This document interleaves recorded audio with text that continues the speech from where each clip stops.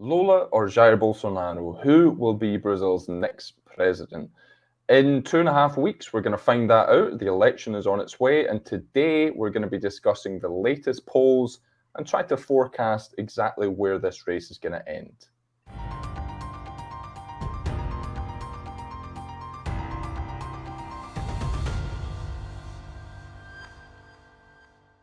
Hello, I'm Euan Marshall, editor of the Brazilian Report, and I'm here today with our editor-in-chief, Gustavo Ribeiro. How are you doing, Gustavo? Hey, all good, Euan. How are you? Yep, not bad, not bad. And just before we get into this discussion about the polls, just like a little bit of a shout out for the Brazilian Report, which is the media outlet that's behind these videos. And yeah, the Brazilian Report offers you quality journalism about Brazil and Latin America with in-depth analysis, up-to-date coverage, podcasts, videos, exclusive reports, and a valuable set of newsletters that keep you well positioned throughout the week. And so, if you like this video, if you like our work, you should really consider subscribing to the Brazilian Report. You'll have all of our quality content on hand at all times and our newsletters in your mailbox early every morning. And you can try any of our subscription plans out for just $1 for the whole month. So please don't miss out on this opportunity. Check out brazilian.report/subscribe and find the best option that suits your needs. Okay, so let's move on to today's topic then, Gustavo. We are, as I said, 2.5 weeks away from the election. And at this kind of point in the campaign, everyone is paying attention to the polls that seem to never stop coming. It seems to be one a day at this point. So could you just kind of give our viewers a kind of basic update on what these polls are saying at the moment? So we have in Brazil two big posters. They are Datafolha and IPEC. They are Brazil's most renowned and most experienced posters, and they have been synonymous with quality in polling in Brazil.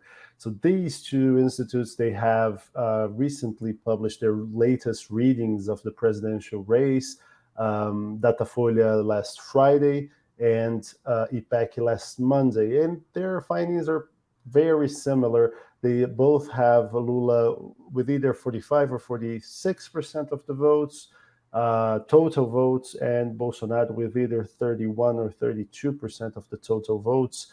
Now, this may seem a little confusing because when it's time to count the votes, we do not include spoiled ballots or people who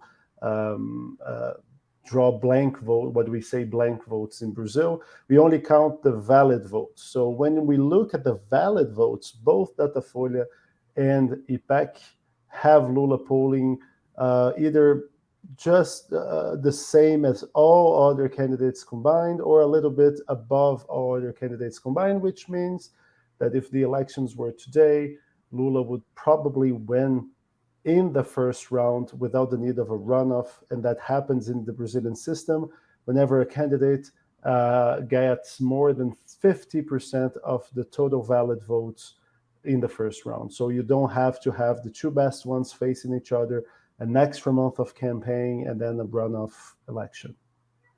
Yeah, and it's quite interesting because at the moment, these two polls are showing Lula with this over 50% invalid votes, but it is just over 50%, right? It's very tight. So if he were to win it in the first round, according to these polls, it would be right down to the wire.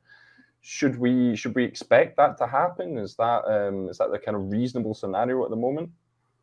I mean, it is a big possibility, especially because now Lula has engaged in what we called trying to appeal voters to do what we call the strategic voting.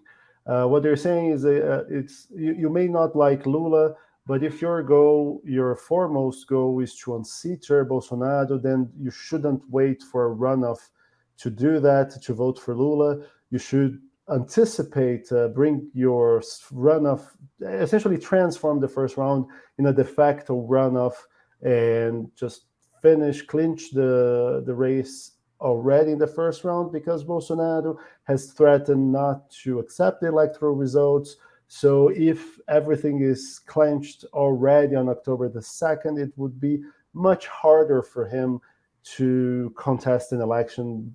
If he loses by such a wide margin, then it becomes very complicated to do so. What we say in Brazil is usually you vote in the first round with your heart, and then in the runoff, you just pick the lesser evil if you don't like any of the candidates. So Lula is trying to say, I'm by far the lesser evil, so you should pick me already right now on October the 2nd. And so his target there, when we're talking about these strategic votes, his target is Ciro Gomes, who's in the third place, and to a certain extent as well, Simone Tebet, who's in fourth place. And yet, if he were able to attract a decent percentage of their votes, that would really go a long way towards pushing him over the line for the first round, right? So do you think that's possible? Do you think these voters are perhaps inclined to go away from their candidates in the first round and just go all in on Lula? So Lula has two positive outcomes for him. Either get them to change their votes towards him, or maybe convince them, well, I mean, your candidate is not going to perform as well as you would hope for. So a lot of people in that scenario just simply choose not to vote for anyone. That would indirectly benefit Lula because when you reduce the number of valid votes, then you benefit who is polling ahead, right? Now, there are some interesting findings in the latest Datafolha reading, which is that 54% of Ciro Gomes's voters, they are they say they could change their vote between now and election day. So Lula, one would assume Ciro Gomes's voters would more easily gravitate towards Lula because Ciro is in the center left and Bolsonaro is in the far right. But there are recent polls, and especially one we're going to talk about in more detail is still in this video, which is by a more recent poster called Quest, and it says that when Ciro Gomes's voters are asked in a runoff without your candidate, would you pick, Bolsonaro or Lula? While Lula still polls much higher than Bolsonaro, that difference, that gap, has narrowed a little bit, and a lot of political observers credited that to Ciro's consistent and harsh attacks against Lula. Ciro is trying to present himself as someone that is completely different from Lula, completely different from Bolsonaro, who are, while they are the most popular politicians in Brazil, they are also the most polarizing ones. So they're saying, okay, most Brazilians would prefer someone else. I can be that someone else. While it's not necessarily panning out the way he wants in terms of votes, he may have the effect of damaging the images of the front runners. Yeah, and I mean, talking about that strategy of Lula looking for a kind of broad front.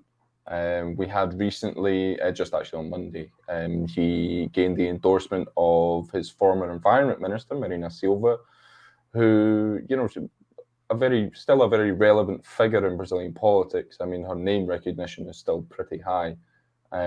She was a very successful environment minister under Lula, but then kind of fell out with him and the party for various reasons. We discussed that in our podcast this week, which you can listen to on our website. And so, I mean, is that just then another example of Lula just trying to bring in as many kind of relevant figures as he can and just being like, right, you know, do you have an option here? Do you have an option of voting for anyone else other than me? Do you really want to defeat Bolsonarism? That sort of thing. Yes, and one thing that is interesting to see is that the far right has been very successful in painting Lula as a far left politician, which, I mean, if you look at his body of work, he's anything but, right? Yeah. His administrations were much more to the center than the Workers' Party's official discourse. And he made a lot of compromise with conservative sectors.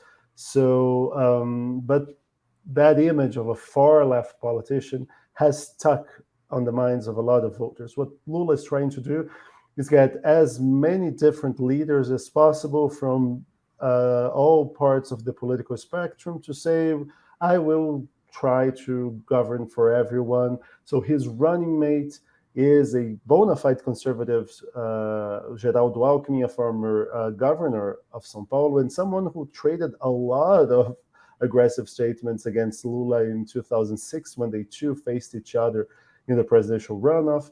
Marina, too, had a lot of harsh words towards Lula and towards the Workers' Party just earlier this year.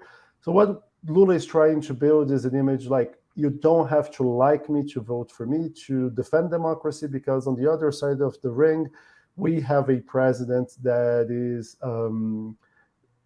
essentially pushing Brazil into a very dangerous democratic backsliding. So vote for me, and then like, you can be in the opposition January the 1st, 2023 when he takes office, but let's just keep Brazilian democracy, and then we fight over it. That's Lula's messaging at the moment. Yeah, and I mean, you mentioned just shortly before that, I mean, obviously Datafolha and IPEC are the most reputable pollsters in Brazil at the moment, but there are a whole load of other polls currently being released on almost a daily basis. And this one that you mentioned from Quest, a relatively new pollster, it kind of suggests something a little bit different than what we're seeing with these two main ones. So just, tell us what Quest is saying. What are their trends in their recent reading?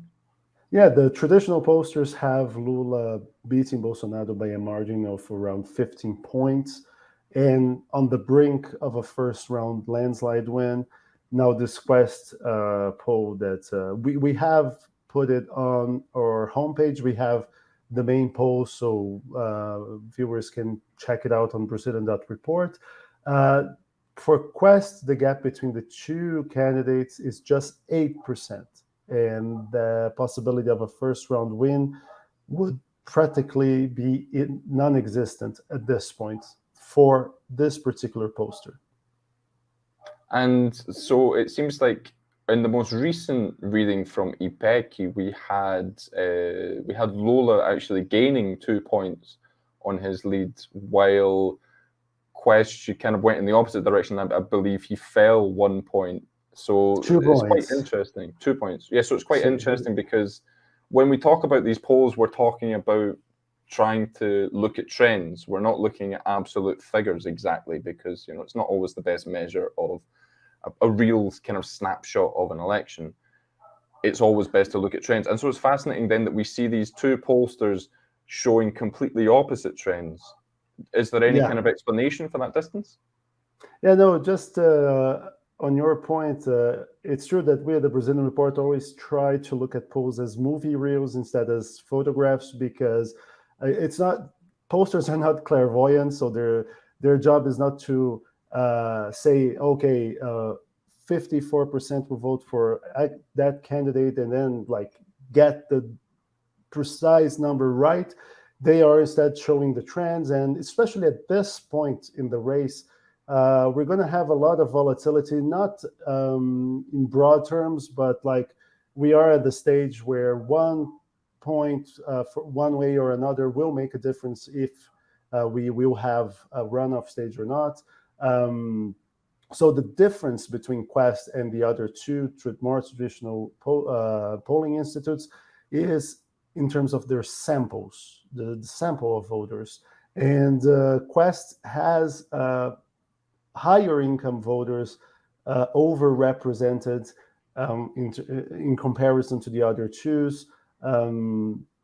So another poster called Antonio Lavareda, he's a political scientist and he runs IPESP, who also has its own polls. He just published a Twitter thread showing, explaining that difference, and he did some math to say, okay, if IPEC had the same kind of sample with fewer low-income voters and more higher-income voters, they would have pretty much the same polling results based on the data that they have published.